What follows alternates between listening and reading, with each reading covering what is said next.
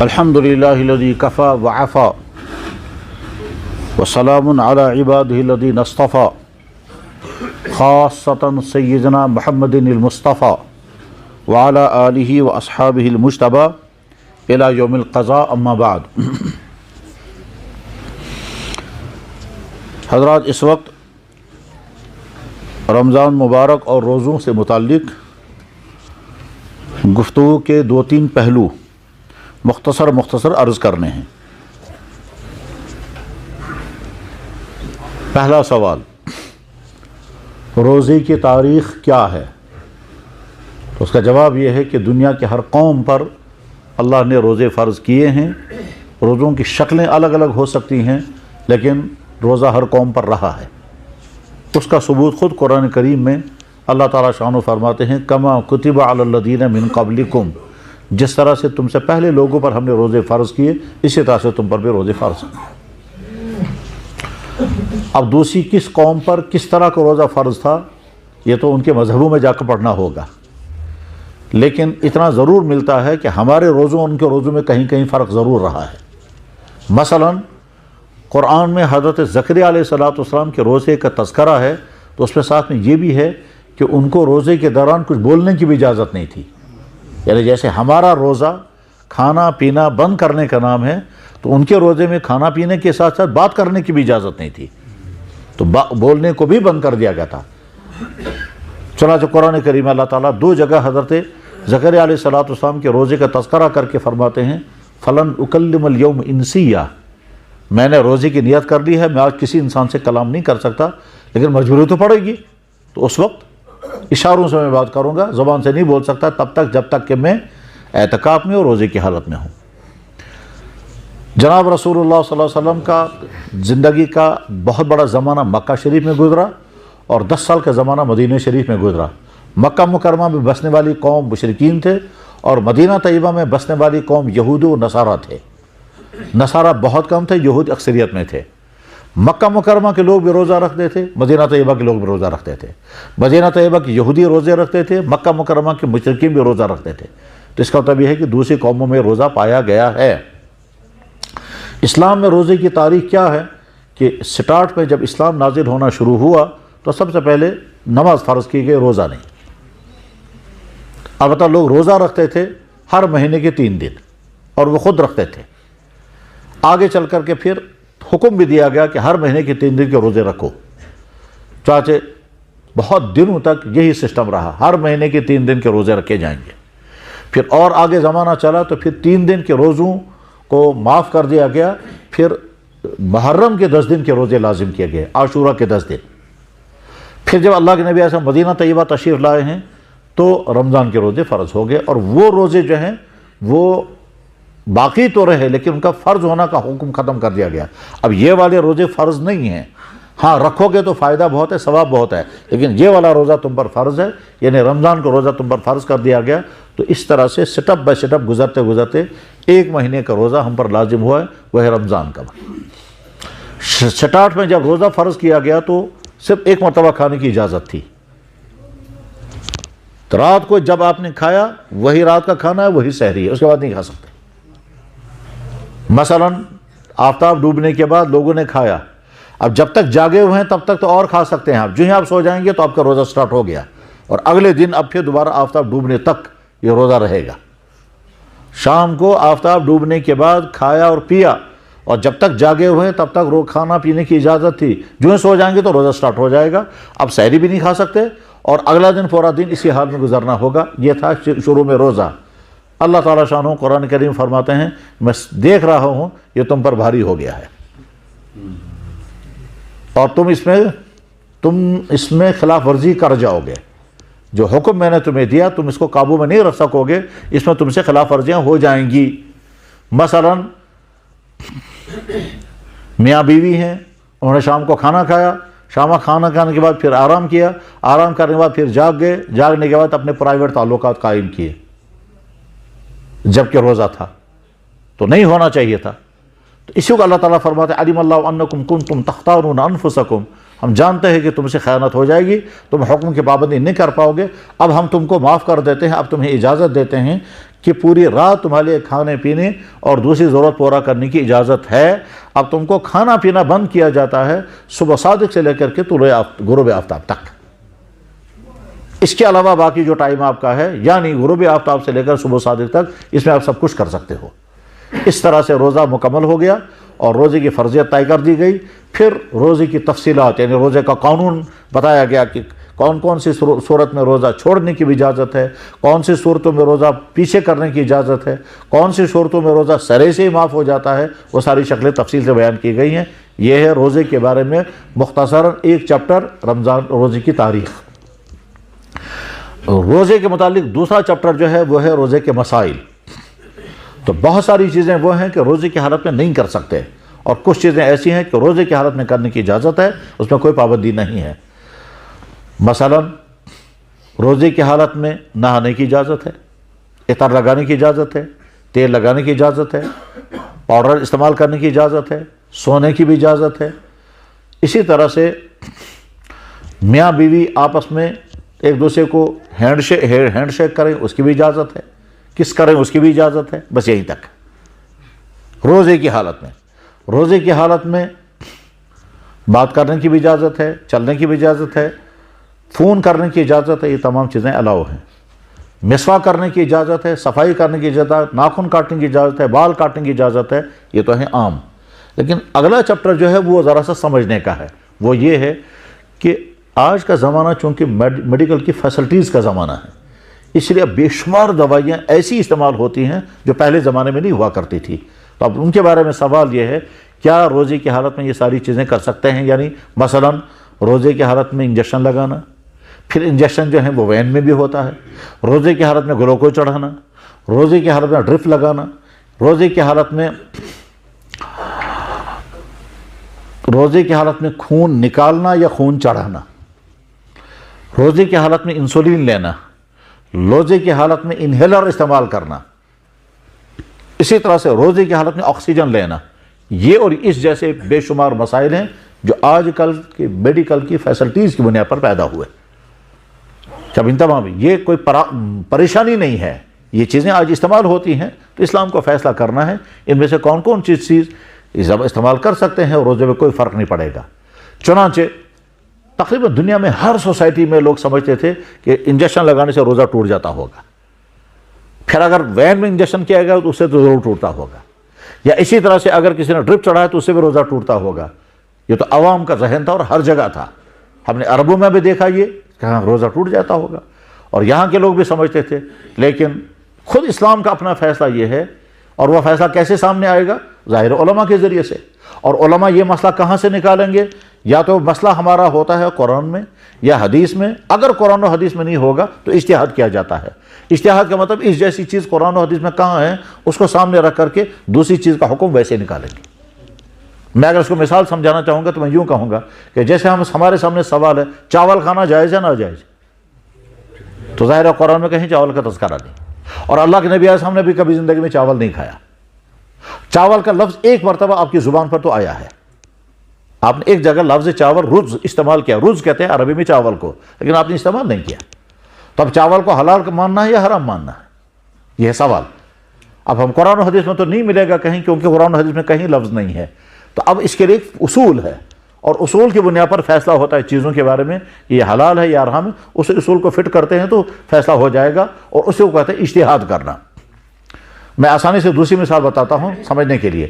مثلا قرآن اور حدیث میں گائے کا بھی تذکرہ ہے، اونٹ کا بھی تذکرہ ہے، بکریوں کا بھی تذکرہ ہے، بھیڑوں کا بھی تذکرہ، گدھوں کا بھی تذکرہ ہے، گھوڑوں کا بھی تذکرہ ہے۔ اس میں بتایا گیا کہ کون کون سے جانور حلال ہے، گائے، بیل، اونٹ، بکری، بھیڑ، دمبا، یہ سارے حلال ہیں۔ گدھے کے بارے میں حدیث میں بیان فرمایا بالکل حرام۔ تو ٹھیک ہے، حدیث سے ثابت ہے گدھے کا گوشت حرام، حدیث سے ثابت ہے اونٹ، گائے اور بیل اور بھیڑ بکری کا گوشت حلال۔ اب ہمارے سامنے سوال پیدا ہوا بھینس کا گوشت حلال ہے یا حرام ہے، اس کا تذکرہ قرآن حدیث میں کہیں نہیں ہے۔ عرب میں بھینس ہوتی بھی نہیں تھی، آج بھی شاید نہیں ہوتی ہوگی۔ تو اب سوال یہ کہ بھینس کو ہم حلال کیٹیگری میں لے جائیں گے یا حرام میں؟ تو اب اس کا اجتہاد ہوگا. اب یہ دیکھا جائے گا کہ جو حرام جانور ہیں بھینس اس کی فیملی میں جائے گی یا جو حلال جانور ہے بھینس ان حلال جانوروں کی فیملی میں جائے گی. تو فیملیاں سامنے جب رکھی گئی تو پہلا سوال آیا, جانور کچھ ایسے ہوتے ہیں جن کا پاؤں گول ہوتا ہے, اور کچھ جانور ایسے ہوتے ہیں جن کا پاؤں کٹا ہوا ہوتا ہے, جیسے گائے, جیسے بکری, جیسے بھیڑ, جیسے جنگلی گائے, جیسے ہرن, سب کا پاؤں کٹا ہوا ہوگا. تو بھینس کا بھی یہی ہے. تو پتہ چلا کہ ایک چیز بھینس گائے والی اس میں اندر پائی گئی. اسی طرح سے گائے اور گدھا دونوں پیشاب کرنے کا خاص سسٹم ان کے پاس ہے. تو بھینس کا پیشاب جو ہے وہ گائے جیسا ہے یا گدھے جیسا ہے. گدھا حرام ہے, اگر بھینس کا پیشاب گدھے جیسا ہوگا یہ بھی اسی کیٹیگری میں چلا جائے گا. لیکن جب پتہ چلا تو بعد میں دیکھا کہ نہیں, یہ تو گائے, یعنی بہت ساری چیزوں میں بھینس گائے کی فیملی میں آ گئی. اس لیے فیصلہ کر دیا گیا کہ جیسے گائے حلال ہے ویسے بھینس بھی حلال ہے, جیسے گائے کا دودھ حلال ہے ویسے بھینس کا دودھ بھی حلال ہے. اور آخری بات جو اس سلسلے میں ہے وہ یہ کہ پہلے یہ ڈیسائیڈ کرنا ہے کہ گائے اور گدھا ان دونوں کا مقصد کیا ہے. تو گائے کا اصل مقصد ہے دودھ دینا اور گوشت دینا, یہ دو اس کی, اس لیے اس کی زندگی میں دودھ بہت زیادہ پیدا ہوتا ہے. گدھے کا مقصد دودھ دینا نہیں ہے, اس لیے اس کے ہاں دودھ اتنا ہی ہے جتنا اس کے بچے کی ضرورت ہے.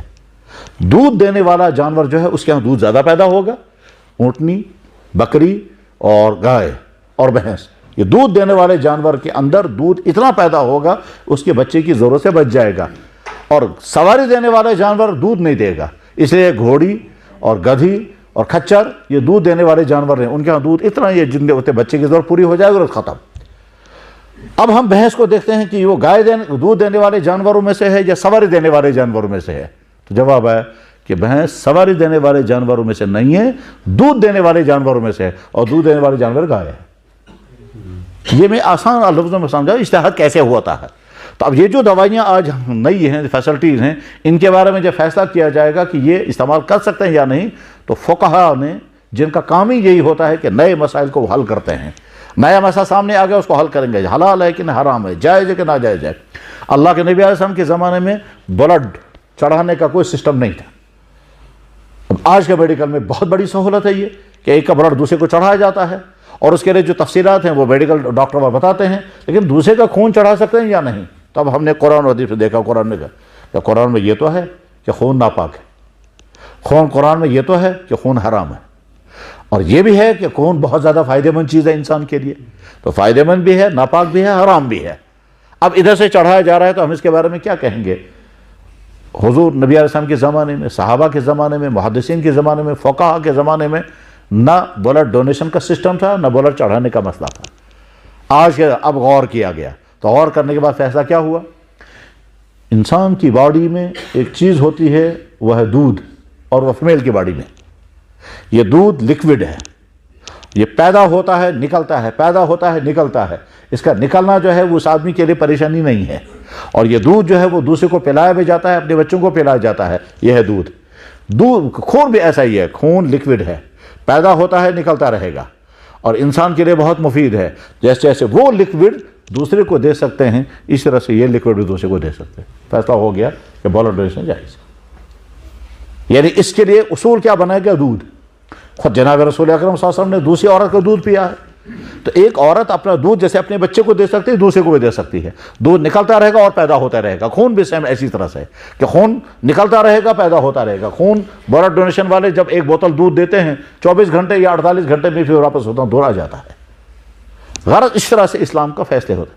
تو اب یہ جو نئی چیزیں آئی ہیں, نئی چیزوں کے متعلق فیصلہ کیا گیا کون کون سی چیزیں روزہ ٹوٹے گا. تو فیصلہ ہوا کہ انجیکشن لگانے سے روزہ نہیں ٹوٹے گا, وین میں انجیکشن لگانے سے روزہ نہیں ٹوٹے گا,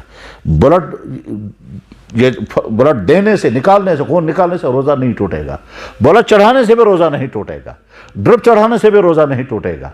پھر ڈرپ کی 2 قسمیں ہیں. ایک ڈرپ وہ ہے کہ جو کسی بیماری کی وجہ سے انفیکشن ختم کرنے کے لیے اس میں دوائی ڈالی گئی ہے, اور ایک ڈرپ وہ ہے جو کمزوری دور کرنے کے لیے اس کو ڈیلے کر سکتے ہیں.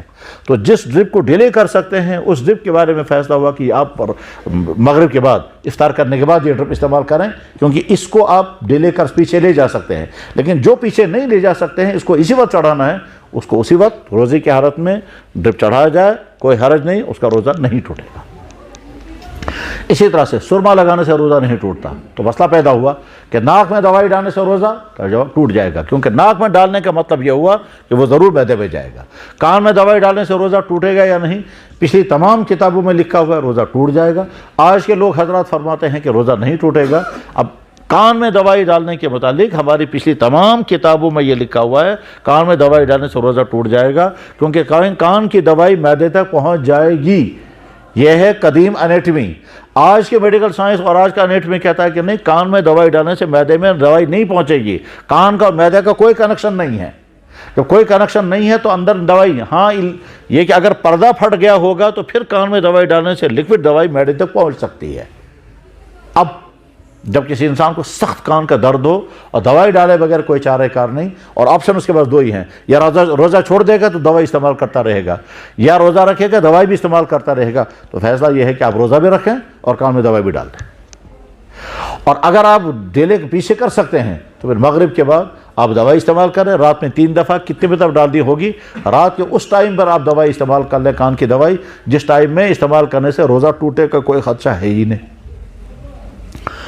इसी तरह से कुछ लोगों को आदत है स्मोकिंग, सिगरेट की, तंबाकू की और इस तरह की दूसरी नशीली चीज़ों की। तो जवाब यह है कि इन चीज़ों से रोज़ा यकीनन टूटता है, इसलिए कि उसका ताल्लुक अगरचे मैदे से नहीं है लेकिन दिमाग के साथ है, और धुआं अंदर चला जाता है। इस धुआं अंदर चले जाने की वजह से रोज़ा टूट जाएगा।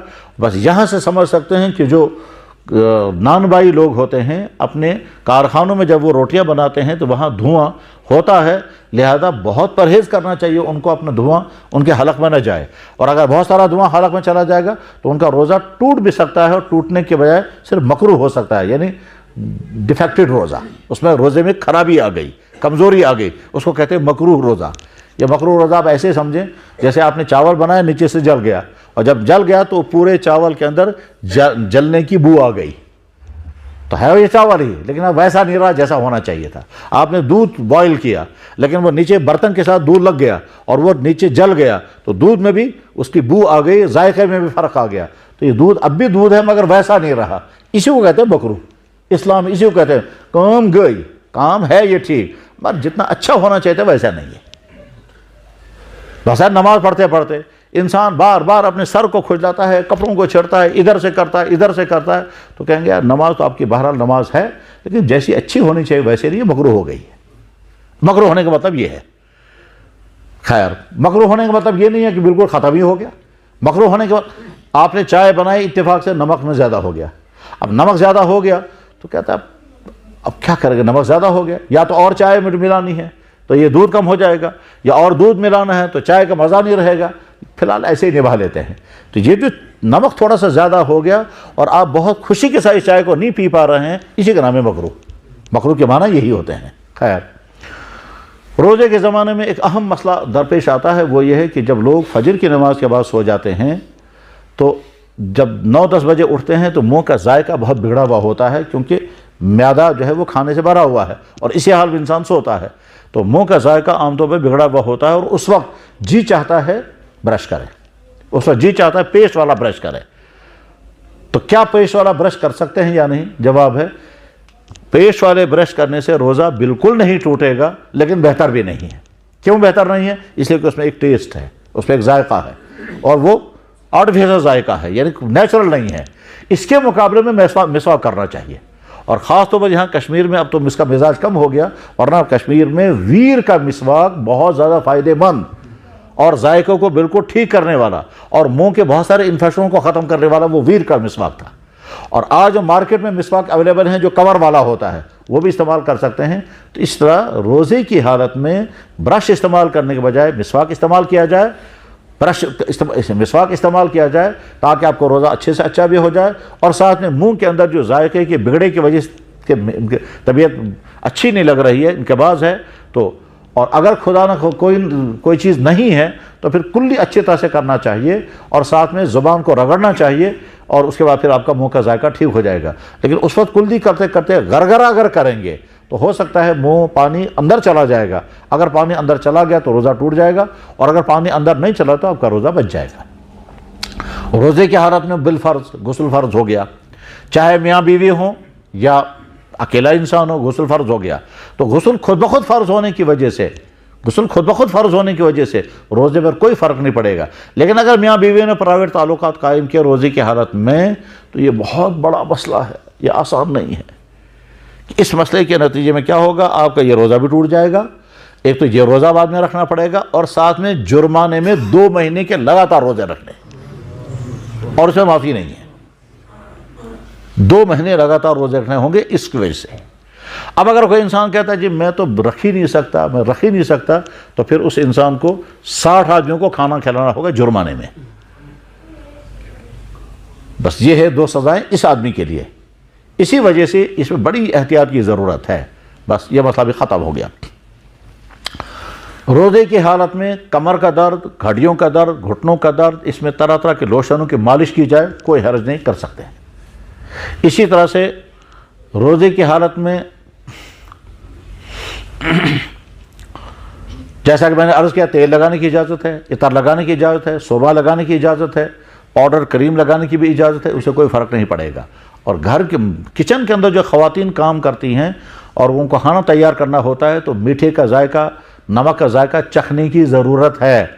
تو اس لیے ان کو ذائقہ چکھنے کی اجازت ہے, نمک برابر ہے یا نہیں, پھیرنی بنا رہی ہیں تو میٹھا برابر ہے یا نہیں, اور کوئی جو چیز جیسی بنا رہی ہوں ان کو ذائقہ چکھنے کی اجازت ہے. اور یہ اسلام نے ان کو اجازت دی ہے, ورنہ اس کا نتیجہ کیا نکلے گا, اگر ذائقہ ٹھیک, ادھر سے انسان دن بھر انتظار کیے ہوئے ہے اور شام کو کھانے کا ایک خاص مزہ ہوتا ہے افطار کے زمانے میں, واقعتاً ہوتا ہے, یہ باقی دنوں میں نہیں ہوگا. اور حدیث میں بھی ہے للصائم فرحتان, کہ روزے دار کے لیے 2 خوشیوں کے وقت آتے ہیں. ایک شام کو جب افطار کرتا ہے, کتنی خوشی کے ساتھ اب یہ بھی کھائیں گے, اور بہت ذائقہ, بہت لطف آتا ہے. جناب والا یہاں تو نہیں سمجھ میں آئے گا, وہ سوسائٹیاں جہاں مسلم غیر مسلم ایک ساتھ رہتے ہیں اور وہاں جہاں کلوز تعلقات ہیں, وہاں بہت سارے غیر مسلم کہتے ہیں کہ یار ہم تمہارے ساتھ افطار میں بیٹھے کا بڑا مزہ آتا ہے اس کھانے میں, ایسا کھانا اور کہیں نہیں لگتا ہے. کہ اس لیے افطار پارٹیاں ہوتی ہیں. اس افطار پارٹیوں کے پیچھے ایک تصور یہ بھی ہے کہ جب افطار کے لیے بیٹھ کے کھانا کھاتے ہیں تو اس کا بڑا مزہ ہوتا ہے. بالکل ایسے جیسے دنیا کے کسی گوشت میں ایسا مزہ نہیں ہے جیسے قربانی کے گوشت میں. کوئی گوشت اس طرح سے ڈائجسٹ نہیں ہوگا جیسے قربانی کا گوشت. بلکہ بعض جگہ تو یہ بھی لکھا ہوا کہ آپ قربانی کا گوشت کتنا ہی کھاؤ بد ہضمی نہیں ہوگی. لیکن اب اس کے معنی یہ بھی نہیں ہے کہ ہم جو ہے وہ 5-7 کلو ایک ہی ساتھ کھانے لگے, تو آخر ضابطہ ہی ہے. خیر, تو شام کو جو کھانے کے لیے اب بہت شوق کے ساتھ سارے گھر والے بیٹھے ہوئے ہیں اور اسے پتہ چلا نمک ہی ٹھیک نہیں, تو ایک دم موڈ سب کا خراب ہو جائے گا. اور اگر کوئی تیز مزاج شوہر ہوں گے تو وہ بد کلامی بھی کریں گے. تو اس ماحول کو بچانے کے لیے اسلام نے عورت کو اجازت دی, آپ چکھو ذائقہ دار بنا یا نہیں, ذائقہ ٹھیک ہوا, نمک ٹھیک ہوا, مرچ زیادہ تو نہیں ہوئی, میٹھا ٹھیک ہوا, اس کے لیے شربت بنائی جا رہی ہے اس میں, تو چکھنے کی اسلام نے اجازت دی. بس مسئلہ یہ بھی ختم ہو گیا. اس کے بعد ایک دلچسپ مسئلہ اور سن لیجئے. ایک انسان یاد ہے اسے کہ میں نے روزہ رکھا اور میں روزے کی حالت میں ہوں, اور اس کے بعد پھر ایک پانی کا چمچہ اس نے پی لیا, آنکھ دام تریش, 1 گھونٹ پانی پی لیا, روزہ ٹوٹ گیا, کیونکہ اسے یاد ہے اور جان بوجھ کر گیا. لیکن دوسرے انسان کو خیال ہی نہیں رہا کہ میں روزے سے ہوں, اور بھول گیا اور پیٹ بھر کر کے پانی پیا یا پیٹ بھر کر کے کھانا کھایا, تو اس کا روزہ نہیں ٹوٹا. حالانکہ اس کو صرف 1 چمچہ 1 گھونٹ پانی ملا ہے جس سے اس کی پیاس نہیں بجھی, لیکن انٹینشن اس کا یہ تھا کہ میں روزے سے ہوں, پھر اس نے روزہ پانی پیا تو روزہ ٹوٹ گیا. اور اس شخص کو خیال ہی نہیں رہا, اب بالکل ذہن میں نہیں آیا. اور ایسا ہوگا زندگی میں, کبھی نہ کبھی ایسا ہوگا کہ آپ کھا چکے پھر یاد آئے گا میرا تو روزہ تھا. تو مجھے خود اپنے بارے میں یاد ہے کہ میں نے جب پہلا روزہ رکھا ہے, پہلا روزہ میں سکون میں پڑھتا تھا 2ری یا 3ری کلاس میں, تو اب ٹھیک 4 بجے جب چھٹی ہوئی تو بجائے اس کے کہ میں گھر جاؤں گا, میں سیدھے چشمے پر گیا اور پیٹ بھر کر کے پانی پیا. پیٹ بھر کے پانی پینے کے بعد کہا میں نے صبح سے اب تک کیوں نہیں کھایا تھا, میں روزے سے تھا, تو اب کیوں کھایا. بس ہو گیا میں پریشان کہ صبح سے اب تک میں نے اس لیے نہیں کھایا تھا, روزہ تھا, اب کیوں میں نے پیا. تو اب پریشانی ہو گئی. جب بہرحال میں واپس آ گیا تو والد سے کہا, میں نے کہا جی ایسا ہو گیا, اب کیا کریں گے, وہ تو بہت بڑا جرم ہو گیا, اور پہلا زندگی کا روزہ اور پہلے روزے کو میں نے خراب کر دیا. تو بالکل رونے کی جیسی حالت ہے. تو انہوں نے کہا بابا گھبرانے کی بات نہیں ہے, یہ تو اللہ نے تم کو پانی پلا دیا. یہ جملہ انہوں نے بولا. بعد میں یہ حدیث میں نکلا کہ جب کوئی بھوکے کی حالت میں اگر کھانا شروع کر دے اور آپ دیکھ رہے ہیں اس کو خیال نہیں رہا روزے میں, اگر وہ بوڑھا انسان ہو تو تھوڑا کھانے دو.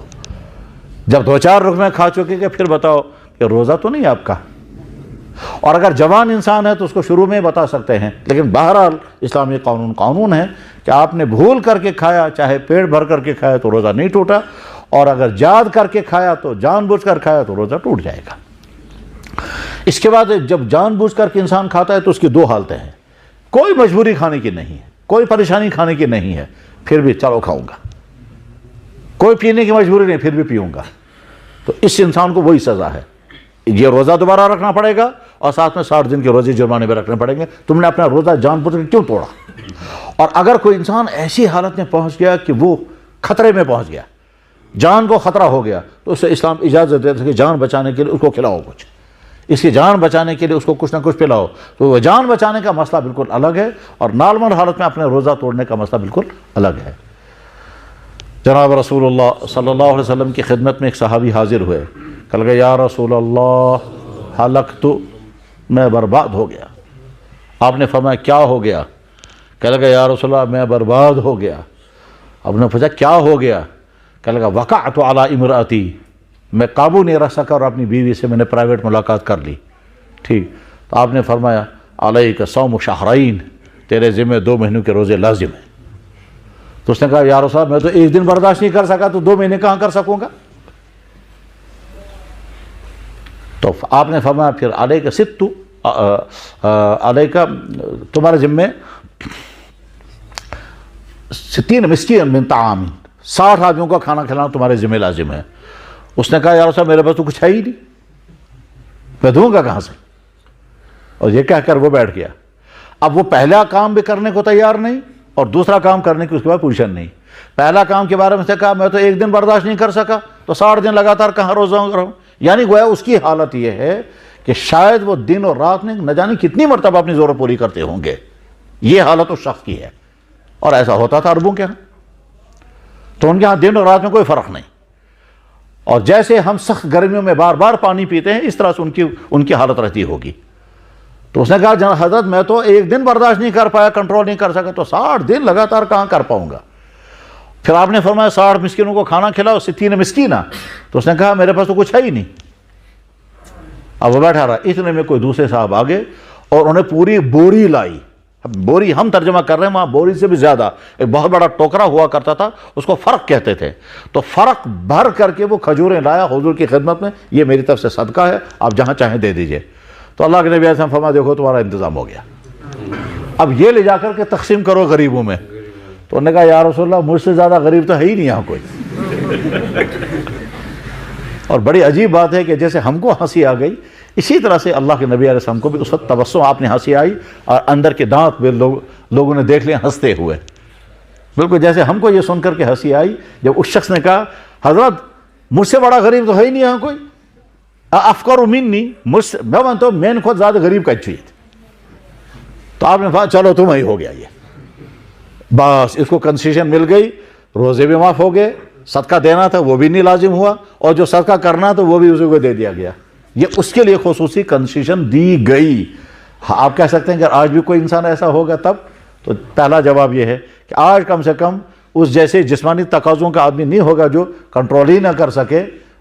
خیر یہ واقعہ پیش آ گیا اور حدیثوں میں موجود ہے، فقہ کی کتابیں موجود ہے۔ اسلام کی خوبیوں میں سے بڑی خوبی یہ ہے کہ ہر قسم کے حالات کے لیے اسلام میں کہیں نہ کہیں رہنمائی ملتی ہے۔ مثلا جناب رسول اللہ صلی اللہ علیہ وسلم نے 2-4 مرتبہ اس جگہ پیشاب کی ضرورت پوری فرمائی جہاں آپ کا بیڈ لگا ہوا تھا، اور اس بیڈ کے نیچے برتن رکھا گیا، آپ رات میں اٹھے پیشاب کی ضرورت پوری فرمائی، برتن وہیں رکھا، پھر آپ نے یا نماز پڑھی یا آرام کیا۔ تب سوال پیدا ہوتا ہے کیا حضور اتنے کمزور ہو گئے تھے؟ کیا وہاں بیٹھی چل نہیں پا رہے تھے اور باتھ روم تک بھی نہیں جا پا رہے تھے؟ ایسا کیوں ہوا؟ تو جواب اتنی کمزوری تو بالکل نہیں آئی تھی کہ آپ باتھ روم تک نہ جا سکیں۔ پھر کیوں آپ نے یہ کیا؟ جواب ہے آپ نے اس وقت اٹیچ باتھ روم کا تصور دے دیا کہ آگے چل کر کے وقت آئے گا اٹیچ باتھ روم ہوا کرے گا، ایک ہی کمرہ ہے، ایک کونے میں باتھ روم ہے، ادھر نماز پڑھ رہے ہیں ادھر باتھ روم ہے، یہاں تک کہ باتھ روم میں جو آدمی یوز کر رہا ہے اس کی آواز تک یہاں کمرے میں آ رہی ہے، پانی گرنے کی آواز بھی آ رہی ہے۔ اس وقت لوگ سمجھے کہ یہ پھر پڑھو نماز خبر جو باتھ روم خبر ایسے جائز کی نا، تو اللہ کے نبی نے سیدھے تصور دے دیا کہ یہاں پیشاب رکھا ہوا ہے اور یہاں میں سائڈ پہ کھڑے ہو کر نماز پڑھ رہا ہوں۔ تو باتھ روم کے تصور دے دیا، اٹیچ باتھ روم کا وہ ساری دنیا میں ہے، حتیٰ کہ عام گھروں میں بھی ہے، 5 اسٹار ہوٹلوں میں 5 اسٹار ہوٹل ہے، اسی کمرے میں ایک سائڈ میں باتھ روم بھی ہے، اور نچلے درجے کے ساتھ. اور یہ جو ہیں جو چھوٹے موٹے گھر ہوتے ہیں، چھوٹے موٹے گھروں میں ایک ہی کمرہ ہے، ایک کونے میں کونج، ایک کونے میں کچن ہے، دوسرے کونے میں باتھ روم ہے، تیسرے کونے میں لوگ سو رہے ہیں، وہ ایک ایک اتنا ہی ہے.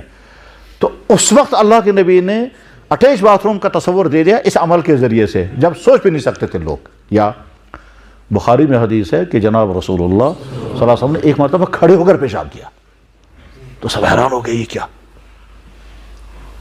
حضرت عائشہ بیان کرتے ہیں کہ اگر تم سے کوئی انسان یہ کہے گا کہ اللہ کے نبی علیہ السلام نے کھڑے ہو کر پیشاب کیا، کبھی نہیں ماننا. یہ حضرت عائشہ کہتی ہے اور حدیث ہے، اور ترمذی شریف میں حدیث ہے. اگر کوئی انسان تم سے کہے گا اللہ کے نبی کھڑے ہو کر پیشاب کرتے تھے، کبھی نہیں ماننا. ما کان یبول رسول اللہ صلی اللہ علیہ وسلم قائما، اللہ کے نبی علیہ السلام کھڑے ہو کر کبھی پیشاب. یہ حضرت عائشہ کا، اور یہ قانون یہی ہے. لیکن ایک جگہ سفر میں جہاں حضرت عائشہ ساتھ نہیں تھی، وہاں اللہ کے نبی صلی اللہ علیہ وسلم نے کھڑے ہو کر پیشاب کی ضرورت پوری فرمائی. تب سوال یہ ہے کیوں ایسا ہوا؟ تو جواب، انسان کو زندگی میں کبھی نہ کوئی مرحلہ ایسا آئے گا کہ بیٹھ کے پیشاب نہیں کر پائے گا. وہ ہسپتالوں میں سمجھ میں آ جائے گا جب دیکھتے ہیں بیماروں کا حال، اور بڑی مشکل سے لے جا کر کے باتھ روم تک پہنچاتے، وہ بیٹھ نہیں سکتا، وہ کھڑا نہیں ہو سکتا، حتیٰ کہ سٹینڈنگ کا موڑ پر بھی نہیں بیٹھ سکتا ہے. تو اس انسان کے لیے اللہ کے نبی نے راستہ کھول دیا کہ جب تمہیں کبھی مجبوری آئے گی تم گھبرانا نہ مت، تمہارے لیے میں راستہ کھول دیتا ہوں. خود ایک مرتبہ کر کے دکھاؤں گا. لیکن یہ مدینہ میں نہیں کیا، یہ تبوک میں کیا، یعنی مدینہ طیبہ سے تقریباً 800 کلومیٹر دور. وہاں ایک سفر میں تھے، بیمار بھی تھے، بڑھاپا بھی تھا، اور دوسرے کئی چیزیں تھیں. ان کئی چیزوں میں سے اصل مین مقصد یہ تھا کہ میں چونکہ کھڑے ہو کے پیشاب کرنے کو منع کر چکا ہوں، چنانچہ حضرت حضور نے حضرت عمر سے کہا یا عمر لا تبل قائما، عمر کبھی کھڑے ہو کے پیشاب مت کرنا. یا عمر لا تبل قائما، عمر کھڑے ہو کر کبھی پیشاب نہیں کرنا. یہ حکم دیا تھا، اور خود کا عمل بھی یہی تھا. لیکن ایک جگہ کنسیشن کے لیے ایک مرتبہ عمل کر کے دکھا دیا. یہی حضور کا کمال ہے کہ وہ ایک طرف سے آرڈر دیتے ہیں، وہ بنتا ہے قانون، اس میں کنسیشن کے لیے کہیں نہ کہیں اجازت دے کر رکھتے ہیں کہ اگر تمہیں مجبوری پڑے گا تو اس کنسیشن پر بھی تم عمل کر سکتے ہو. فرض کیجئے آپ گھر سے نکلے، جس جگہ آپ ہیں وہاں کے ایئرپورٹ بہت اچھے ایئرپورٹ ہے، مگر یورنل دیوار میں لگا ہوا ہے، ٹھیک ہے، اور آپ کو پیشاب کا تقاضا ہے. اب کیا کریں گے آپ؟ ایک حال تو یہ ہے کہ جو اندر جہاں جو ٹوائلٹ ہے وہاں جا کر کے آپ چھوٹے پیشاب کی ضرورت پوری کریں، بیٹھ کر کے کریں، اگر سٹینڈنگ کا موڈ ہوگا تو اس پر کریں، ٹھیک ہے. اور یہ بھی خطرہ ہے کہ سٹینڈنگ کا موڈ میں لگے گا، پتہ ہے یہ پاک ہے یا ناپاک ہے. دوسرے لوگوں کے یہاں پاک ہے ناپاک ہے کوئی تصور ہی نہیں ہے. وہ تو پیشاب بھی اسی طرح کرتے ہیں جس طرح پانی. آپ سمجھ رہے ہیں کہ اگر میں اس پہ بیٹھوں گا تو ناپاک ہو جاؤں گا. تو کیا حل ہے آپ کے پاس؟ کوئی حل نہیں سوائے اس کے کھڑے ہو کے پیشاب کریں. آپ سٹینڈنگ کا موڈ کے بعد اندر جائیں گے، ایئرپورٹ ہے، اکثریت غیروں کی ہے، اور ان کے بارے میں کوئی، ان کے ہاں تو ناپاکی ہے ہی نہیں. وہ تو پیشاب کو کر کے جھٹکے دے کر کے بند کر دیں گے اور نکلیں گے. اور کبھی کبھی وہ ہاتھ دھوئے گا، کبھی نہیں دھوئے گا. بلکہ یہ بھی سمجھیے استنجا کرنے کا تصور سے بھی اسلام میں ہے اور کسی قوم کے پاس نہیں. مجھے اتفاق سے یاد آ گیا، ہمارے بڑے علماء میں سے اس وقت جو موجود ہیں انہوں نے واقعہ لکھا ہے. کہنے لگے ایک خاتون برطانیہ میں مسلمان کس بات پر ہوئی؟ یہ ایک لیڈی ہے، اس کے بعد بہت بڑی بلڈنگ ہے، اس بلڈنگ میں کمرے ہیں، وہ کمرے کرائے پر دیتی ہے. یہ آکسفورڈ میں ہے. آکسفورڈ کے اسٹوڈنٹ جو ہے اسے کمرے کرائے پر لیتے تھے، کمرے کرائے پر لیتے تھے. ہر کمرے کے ساتھ اٹیچ باتھ روم ہے، اور یہ میڈم جو ہے یہ لوگوں کرائے پر دیتی ہے، یہ اس کا روزگار ہے، ٹھیک. ساتھ میں اس نے لڑکوں سے کہا کہ بھائی آپ لوگوں کو کپڑے دھونے ہی ہوتے ہیں، بجائے اس کے کہ آپ لانڈری والے کو تو یہ کپڑے بھی مجھے دیا کرو، تو الگ سے میں چارج کروں گی، مجھے پیسہ آئے گا. تو اس میں ایک مسلمان لڑکا جب اس عورت کو کپڑے دیتا تھا وہ بھی کپڑے، تو کافی دنوں کے بعد ایک مرتبہ اس عورت نے کہا کہ آپ یہ کپڑے دھو کر مجھے دیتے ہو؟ اس نے کہا نہیں، دھو کر کیوں دوں گا میں آپ کو؟ کہنے لگا دوسرے تمام لوگوں کے کپڑوں میں بدبو آتی ہے اور تمہارے کپڑوں میں بدبو نہیں آتی ہے، ایسا کیوں ہے؟ اس نے کہا وہ تمام لوگ جو ہیں وہ استنجا نہیں کرتے ہیں، وہ تو زیادہ زیادہ بڑی ضرورت پوری کریں گے، پھر ٹشو استعمال کریں گے، ٹشو پھینک دیں گے اور کپڑے باندھ دیں گے، ہاتھ دھوئیں گے. ان کا سسٹم یہ ہے. اور مسلمان کے ہاں استنجا ہے، اس لیے میرے کپڑوں میں یعنی میرے کچھے میں یا میرے دراز میں آپ کو بدبو نہیں آتی ہے کیونکہ ہم استنجا کرتے ہیں. اور دوسروں کے ہاں استنجا نہیں ہے، لہٰذا وہ کپڑے ایسے ہی باندھیں گے. بس ٹشو استعمال کر لیا, ٹشو سے جتنی صفائی ہو گئی, ٹشو پھینک دیا ڈسٹ بین میں, اس کے بعد کپڑے بند کر کے ہاتھ دھوئے اور آگے باہر. یہ ہے سسٹم باقی قوموں کا, اور ہمارا تصور یہ ہے استنجا کرنا لازم. اسی پر وہ حیران ہو گئی کہ اچھا تمہارے یہاں یہ ہے, یہ کیوں ہے؟ یہ انہوں نے کہا ہمارے مذہب میں ہے. بس یہاں سے وہ مذہب کی طرف مائل ہوئی. ادھر سے وہ پریشان تھی کیونکہ اس کا ہسبینڈ چھوڑ کے چلا گیا تھا. اس کے بعد وہ عورت مسلمان ہو گئی. کہاں؟ آکسفورڈ میں ہوا. واقعہ کتاب میں لکھا ہوا, میں نے خود پڑھا. تو کس پر؟ استنجا پر وہ مسلمان ہو گئے. جناب ناخن کاٹنا عبادت, بال کاٹنا عبادت, پرائیویٹ بال صاف کرنا عبادت, ٹھیک ہے, ہینڈ واشنگ عبادت, یہ تو اسلام میں ہے. تو جناب رسول اللہ صلی اللہ علیہ وسلم ہر طرح کی صورتحال کے لیے اجازتیں دے رکھی ہیں. اسی طرح سے روزوں کے بارے میں جب کوئی مشکل صورتحال میں ہو تو اس میں کنسیشنیں دی جاتی ہیں کہ آپ اس حالت میں, چنانچہ آخری وہ آدمی جو روزہ رکھ ہی نہیں سکتا اور آئندہ بھی امید نہیں وہ روزہ رکھ پائے گا, تو اس کو اسلام اجازت دیتا ہے کہ آپ روزہ چھوڑ دیں اور ایک روزے کے بدلے میں ایک صدقہ فطر ادا کریں. آج اگر صدقہ فطر مثلا 100 روپیہ ہے فرض کیجئے, تو پورے مہینے کا 30 دنوں کا صدقہ فطر 100 روپے کے حساب, آپ دیکھ لیجیے کتنا بنے گا, 3000 روپے. ٹھیک, جبکہ اسی شہر میں ہمارے وہ جاننے والے بھائی بھی ہیں, انہوں نے کہا ہائیسٹ صدقہ فطر جتنا بن سکتا ہو وہ مجھے بتائیں اور میں اپنی باپ یا اپنی ماں کی طرف سے وہ سارا ادا کروں گا. چنانچہ پچھلے سالوں میں ہم نے ایک دفعہ ان کو حساب کر کے بتایا تو انہوں نے 70 یا 80 ہزار روپیہ پورے مہینے کا روزے کا فدیہ اپنی والدہ کی طرف سے ادا کیا, کیونکہ ان کا والدہ روزہ نہیں رکھ سکتی ہے. ہائیسٹ یہ ہے. اور کم سے کم وہ ہے جو یہاں عام طور پر جب فیصلہ ہوتا ہے صدقہ فطر سے وہ یوتھ وہ 60 روپے ہوتا ہے, وہ کم سے کم ہوتا ہے. زیادہ جو ہیں وہ کشمش کا بہاؤ لگائیں گے تو زیادہ صدقہ فطر کافی بن سکتا ہے. وہ کبھی 900 روپے بنتا ہے, کبھی 1200 روپے بنتا ہے, اور پورے مہینے کا صدقہ فطر کتنا ہوگا تو 60-70 ہزار روپے. اس نے کہا میں جب دوں گا اپنی والدہ کی طرف سے تو ہائیسٹ رقم کے اعتبار سے دوں گا, اچھے سے اچھا دوں گا. تو غرض یہ کہ جو انسان روزہ رکھ ہی نہیں سکتا بڑھاپے کی وجہ سے یا کسی بیماری کی وجہ سے, اور آئندہ بھی اب چانس نہیں کہ وہ صحت مند ہوگا اور روزہ رکھ پائے گا, اس انسان کو اسلام نے اجازت دی ہے کہ آپ روزہ چھوڑ دیں. اور آخری بات یہ ہے جن کو روزہ چھوڑنے کی اجازت ہے اس میں مستورات, مینسز کی حالت میں, پریگننٹ عورت, دودھ پلانے والی خاتون, ان کو روزہ چھوڑنے کی اجازت ہے. اسی طرح سے گھر کے اندر کوئی بیمار ہو روزہ چھوڑنے کی اجازت. روزہ چھوڑنے کی اجازت ہے, کھانے کی اجازت ہے, لیکن رمضان کی توہین کرنے کی اجازت نہیں ہے. توہین کرنے مطلب کھلا باہر نکل کر کھائے گا. کیسا ایسے کنسیشن, تو کنسیشن الگ چیز ہے, آپ اس کا فائدہ اٹھائیں, لیکن کھلا آپ نہیں کھائیں گے, وہ توہین رمضان ہے. توہین رمضان کا کیس الگ ہے اور آپ کو کنسیشن دینے کا کیس الگ ہے. کنسیشن کے معنی کہ آپ چھپ کر کے ضرور کریں. چنانچہ جب اسلامی مزاج پورا تھا تو گھر کی خواتین ان دنوں میں جن دنوں میں عورتوں کو نمازیں معاف ہوتی ہے, روزہ نہیں رکھنا ہوتا ہے, ان دنوں بھی بچوں کے سامنے نہیں کھاتی تھی. وہ کہتے بچہ دیکھے گا کہ رمضان ہے, امی کیوں کھا رہی ہے آج.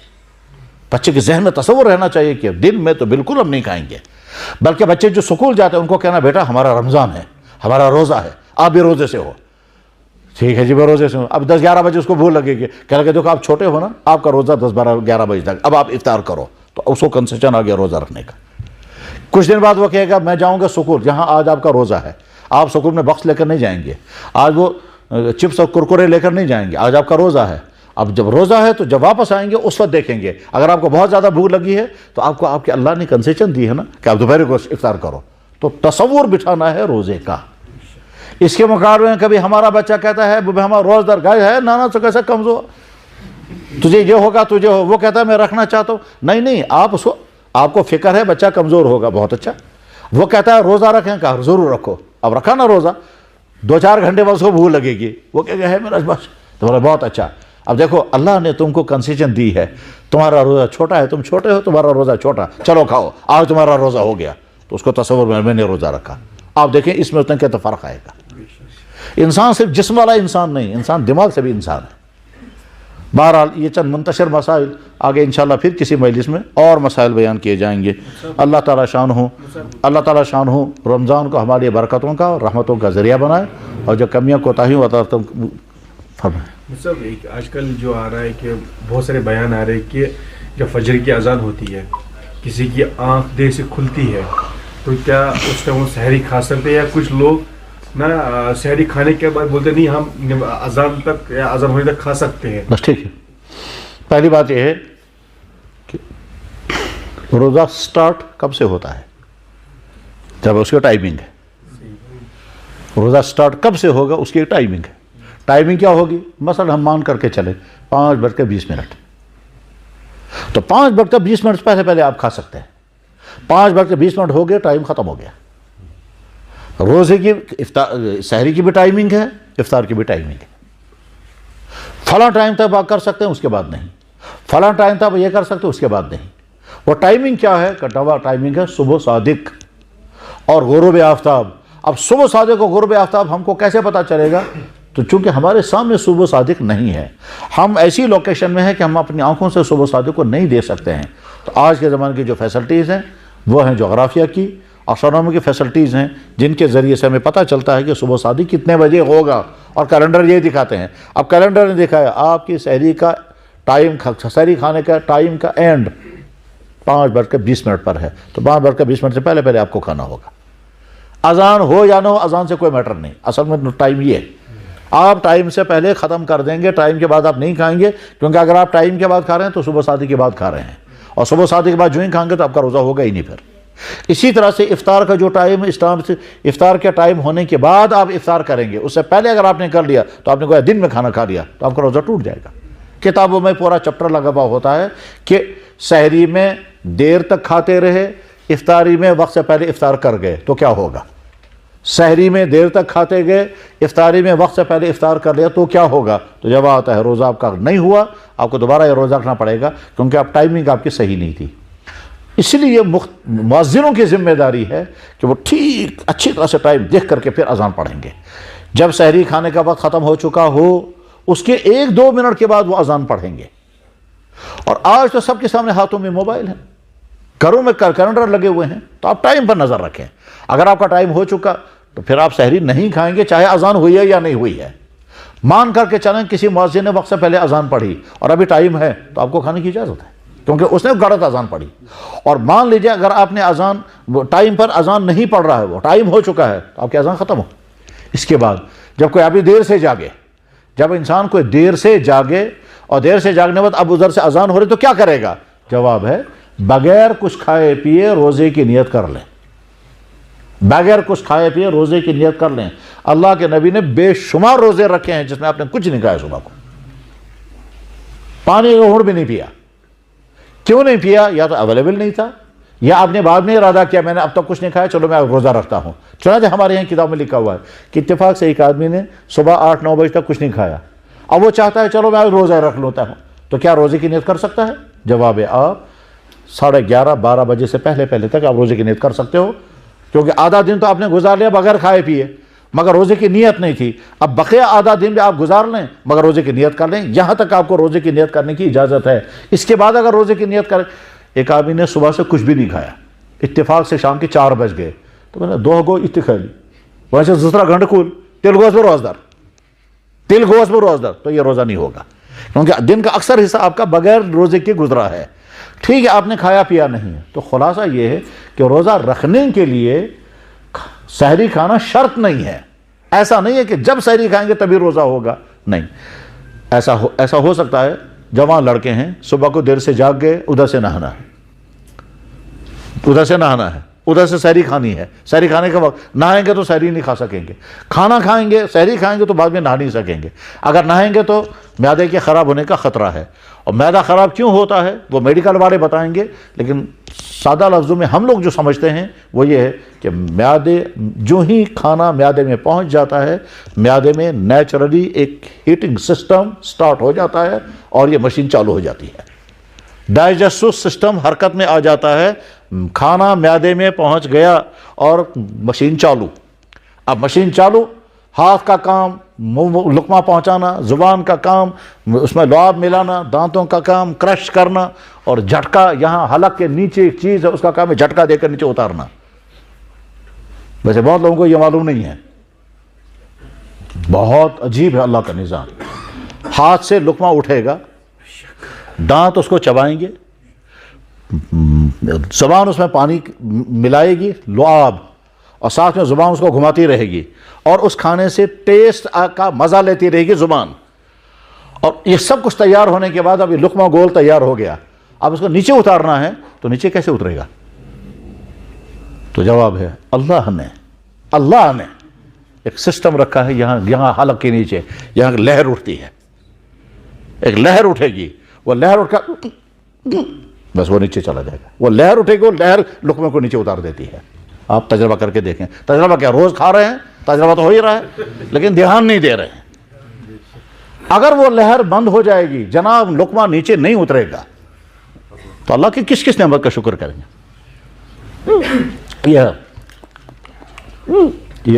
یہ جو ہے نا, چاہے آواز آئے یا نہ, یہ نیچے سے اوپر آئے گا پھر نیچے چلا جائے گا.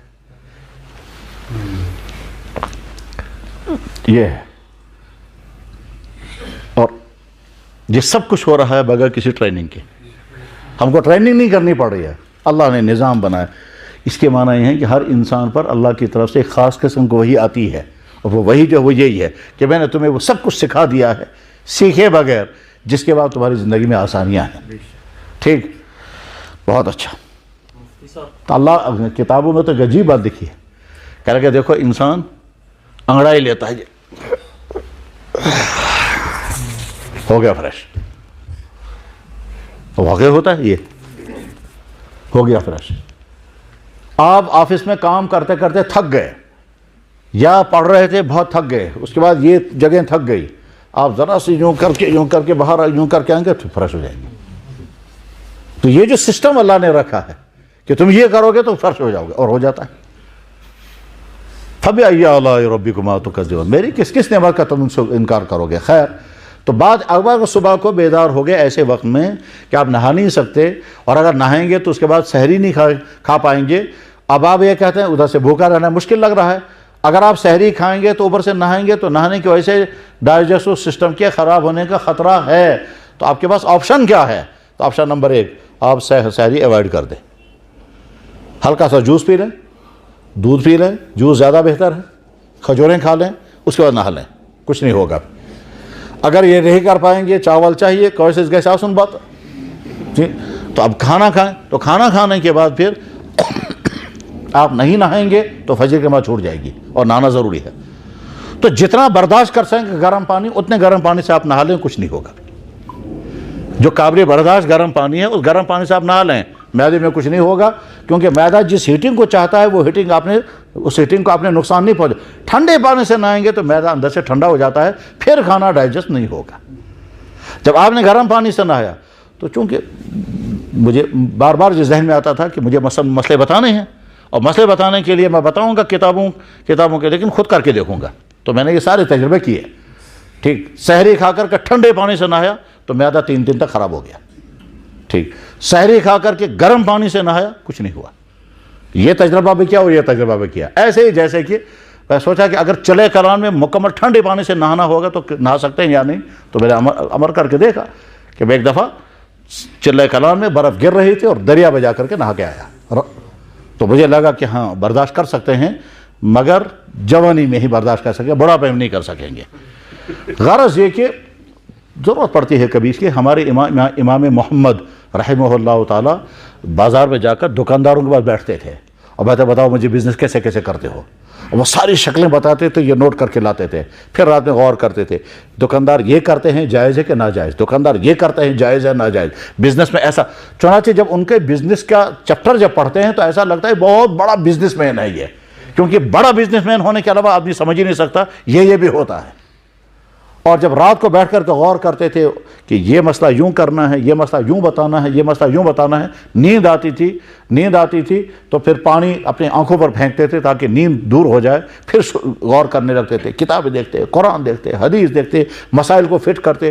جائز نے تو ایک دفعہ ان کے شاگردوں نے کہا کہ حضرت آپ اتنی پریشانی برداشت کرتے ہیں, تھوڑا سا آرام کر لیں.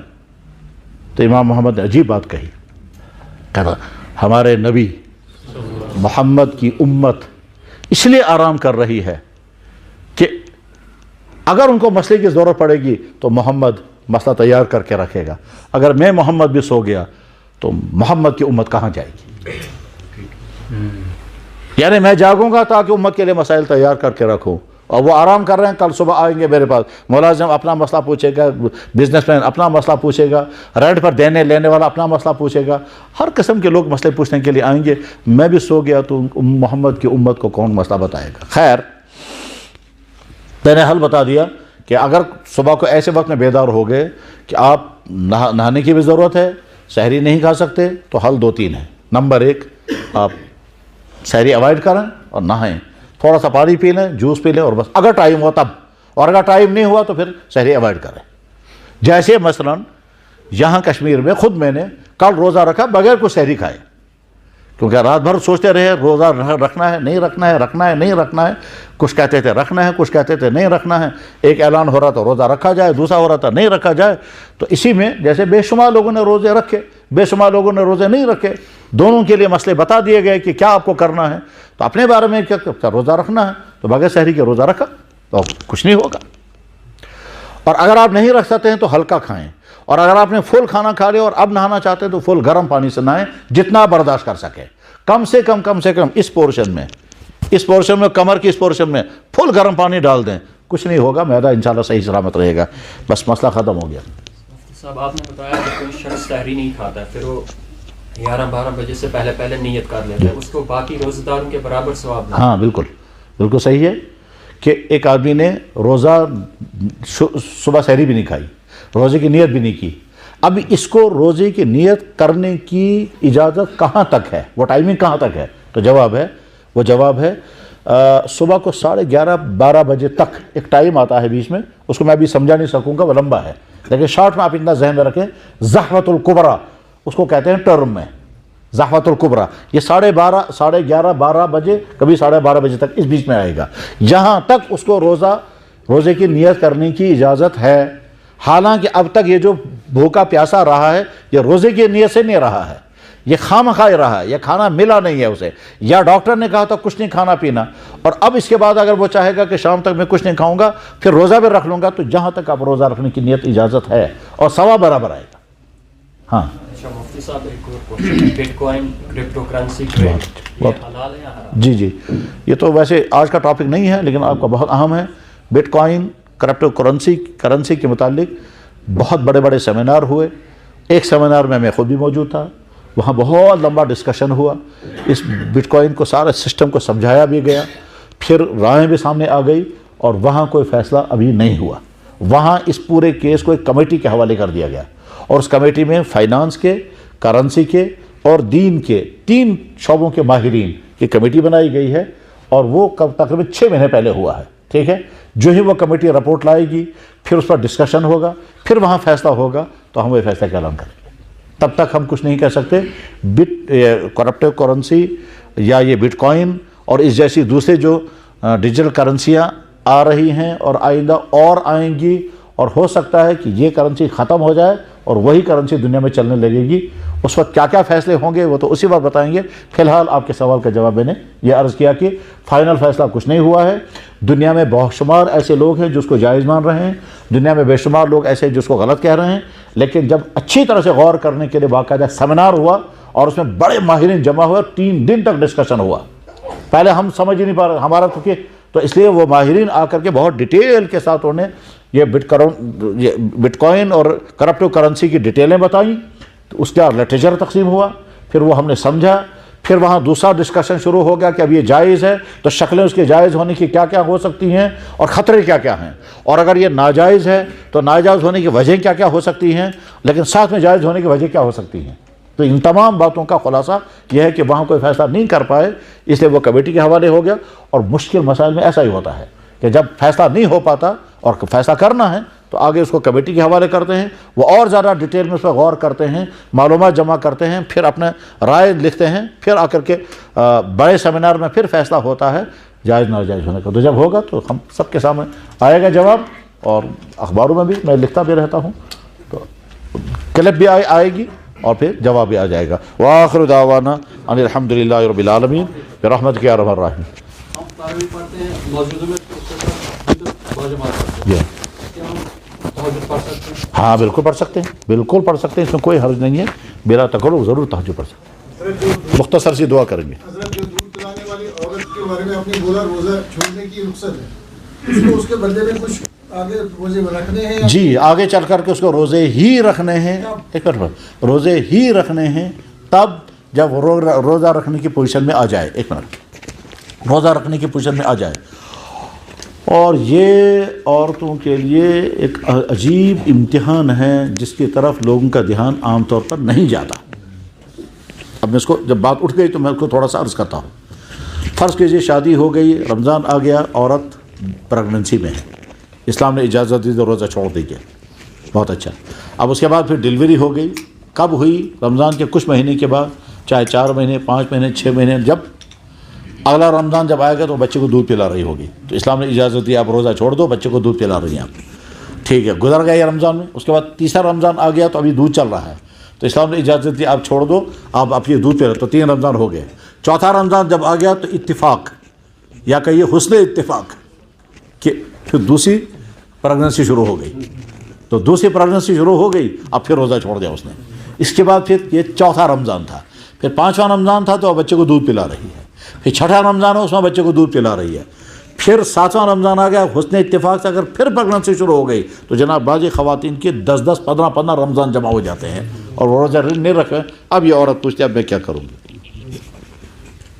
تو جواب، اگر آپ روزہ رکھ پائیں گی تو رکھیں. وہ کہتے ہیں میں کیسے رکھوں گی؟ تو ہم اس کو جواب بتاتے ہیں کہ آپ گیپنگ کے ساتھ روزہ رکھنا شروع کر دو. گیپنگ کے ساتھ وہ یہ مثلا ہر 2-3 دن کے بعد ایک روزہ، ہر 2-3 دن کے بعد ایک روزہ، ہفتے میں کم سے کم ایک روزہ. اور اس میں ہم شوہروں سے کہتے ہیں آپ بھی مدد کرو. آپ بھی مدد کرو کا مطلب ایک ساتھ اٹھو، ایک ساتھ سحری کھاؤ. تو جب اس کو کمپنی ملے گی، ٹھیک، تو اس کو آسانی لگے گی. یہ انسان کی فطرت ہے کہ ایک کام جب 2 آدمی مل کر کے کرتے ہیں، ٹھیک ہے، تو آسانی کے ساتھ ہو جاتا ہے. آپ اکیلے چل رہے ہیں پیدل، ٹھیک، تو مشکل ہوگا. جب آپ کا بہت اچھا دوست آپ کے ساتھ ہوگا تو آپ کو اتنا مشکل نہیں لگے گا. ہوتا ہے یہی. ایک لڑکا رات کو بیٹھ کر اکیلے پڑھ رہا ہے، ٹھیک، تنگ آ سکتا ہے، لیکن 2-3 دوست مل کر کے رات کو جب پڑھتے ہیں تو تنگ نہیں آتے. انسان ہے یہ، اکیلا نہیں. تو خیر اس طرح سے وہ عورت اتنے سارے رمضانوں کے روزے، یہ مان لیجیے اگر 10 رمضان جمع ہو گئے تو 10 مہینے ہو گئے. اور 10 مہینے اب آپ تقسیم کریں گے، ہر ہفتہ ایک دن، ہر ہفتہ ایک دن، تو کتنے روزے ہو جائیں گے. اور اس طرح سے روزہ اگر رکھنے میں وہ کامیاب ہو گئے تو بہت اچھا ہے. مزید ایک انعام یہ ہے کہ اگلی عمر میں 40-50 سال کے بعد ڈائٹنگ انسان کی صحت کے لیے بہت مفید ہوتی ہے. اب جب یہ روزے رکھے گی تو اس کو ڈائٹنگ کی ضرورت پوری ہوتی رہے گی. مثلا آج بہت ساری عورتوں کو فیٹ، وزن بڑھ گیا. اس وزن بڑھنے کی ایک وجہ یہی ہے کہ کام کم ہے، گھر میں بیٹھنا ہے، کھانے پینے کے تمام فیسلٹیز ہیں، تو ویٹ بڑھ رہا ہے. اب ویٹ بڑھ رہا ہے، ڈاکٹر کہتے ہیں وزن بڑھ گیا کم کرو، وزن بڑھ گیا کم کرو، ٹھیک ہے، تو روزہ اس کے لیے ایک بہترین ذریعہ ہے. اس طرح سے گویا ان خواتین کا مسئلہ سمجھا جاتا ہے، لیکن واقعہ یہ ہے کہ اکثر گھروں میں اس میں بڑی کوتاہی ہے. اللہ تعالیٰ اس کوتاہی کو دور فرمائے. وآخر دعوانا